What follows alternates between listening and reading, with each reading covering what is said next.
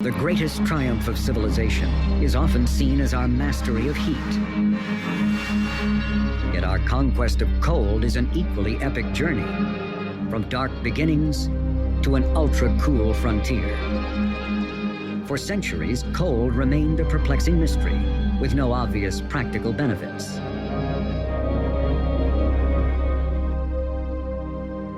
Yet in the last 100 years, cold has transformed the way we live and work. Imagine supermarkets without refrigeration, skyscrapers without air conditioning, hospitals without MRI machines and liquid oxygen. We take for granted the technology of cold, yet it has enabled us to explore outer space and the inner depths of our brain.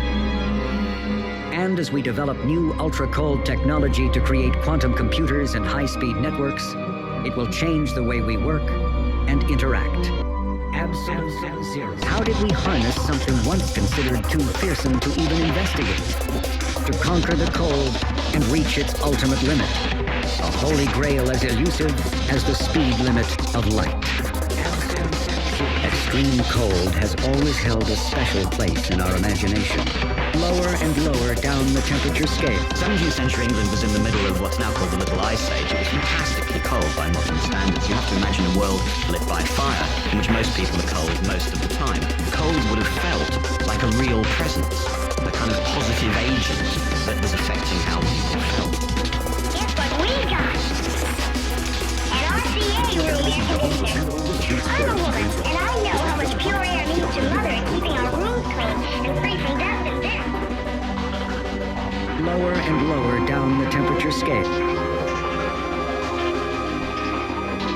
Control of the cold. He worked through, very systematically, a series of ideas about what cold is. Does it come from the air? Does it come from the absence of light? Is it that there are strange, so-called frigorific, cold-making particles? Lower and lower down the temperature scale.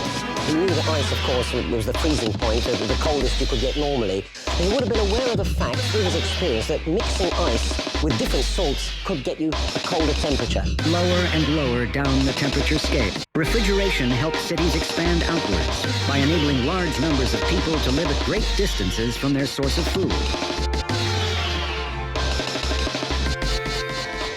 Air conditioning enabled cities to expand upwards. Beyond 20 stories, high winds make open windows impractical. But with air conditioning, 100-story skyscrapers were possible.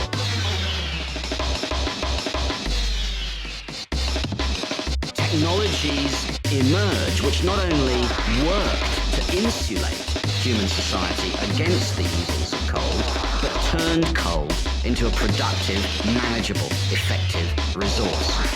On the one hand, the steam engine, on the other, the refrigerator. Those two great symbols of 19th century world, which completely changed the society and economy of the planet. All that is part of, I think, what we could call bringing cold to market, turning it from an evil agent that you feared into a force of nature from which you could profit.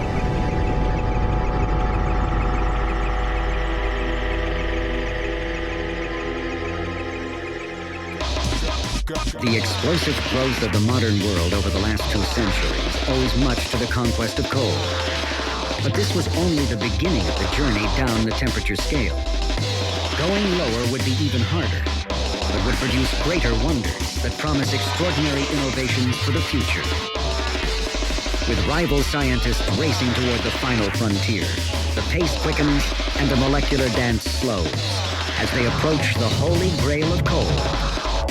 Absolute zero.